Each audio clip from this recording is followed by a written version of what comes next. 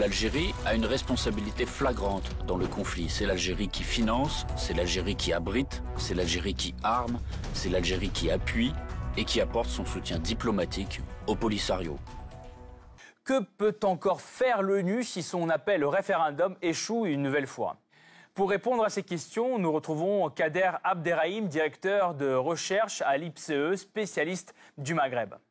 Alors, Monsieur Abderrahim, les dernières pressions diplomatiques de l'ONU permettront-elles d'organiser enfin un référendum au Sahara occidental? Non. Cette question du référendum, je pense qu'il faut totalement l'oublier et l'écarter. Ça fait très longtemps que nous savons qu'il n'y aura jamais de référendum. Le Maroc n'en a pas l'intention. Il n'en a d'ailleurs probablement jamais eu l'intention pour des raisons assez simples. C'est que dès le départ, il y avait un désaccord de fond sur les listes électorales, c'est-à-dire sur ceux qui pouvaient éventuellement participer à ce référendum. Et comme la situation au cours du temps s'est considérablement détériorée et que certaines tribus ont littéralement volé en éclats ou certaines ont fait acte d'allégeance au Maroc, donc aujourd'hui la question du référendum est totalement à écarter, d'autant que sur la table aujourd'hui il y a d'autres propositions, notamment une proposition d'autonomie marocaine qui avait été faite il y a maintenant près de 10 ans et qui est, du point de vue marocain,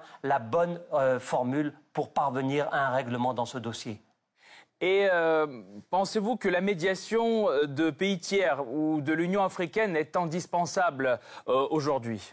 Non, non, ça je ne crois pas non plus. Je pense qu'on est dans une situation un peu triangulaire. Il y a 3 acteurs en réalité. Hormis le Maroc et le Polisario, il y a un 3e acteur qui est extrêmement important et qui est l'Algérie, qui est le soutien diplomatique, politique, logistique, militaire du Polisario. Et je pense qu'à un moment ou à un autre, il faut impliquer l'Algérie dans le règlement de ce dossier. La difficulté, c'est qu'aujourd'hui, l'Algérie est paralysée sur le plan institutionnel et politique en raison de la maladie du président Bouteflika et que l'Algérie ne sait pas ce qu'elle veut sur cette question-là, sur ce dossier comme sur beaucoup d'autres d'ailleurs, mais il n'y a plus de projet sur la question du Sahara. Donc il y avait eu à Mahasset aux États-Unis sous Bill Clinton des rencontres dans lesquelles l'Algérie était observatrice. Elle n'a pas pris part directement aux pourparlers et aux négociations. Et donc je pense qu'il faut revenir à une formule dans laquelle l'Algérie peut être éventuellement un facilitateur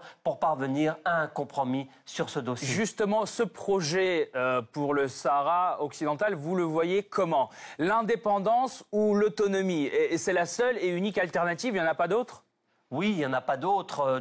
D'un côté, on a des Marocains qui aujourd'hui sont très sûrs de leurs bons droits et surtout, une situation de fait, c'est qu'ils occupent plus de 80% du Sahara. Donc, en près de 40 ans, ils se sont à la fois installés, ils ont développé ce territoire, ils en ont fait ce que l'on appelle au Maroc des provinces du Sud, c'est-à-dire qu'ils sont une réalité dans le Maroc. Et de l'autre côté, on a une organisation politique qui s'appelle le Polisario et qui continue à militer pour le référendum et pour l'indépendance qui aujourd'hui, je crois, est devenue une chimère.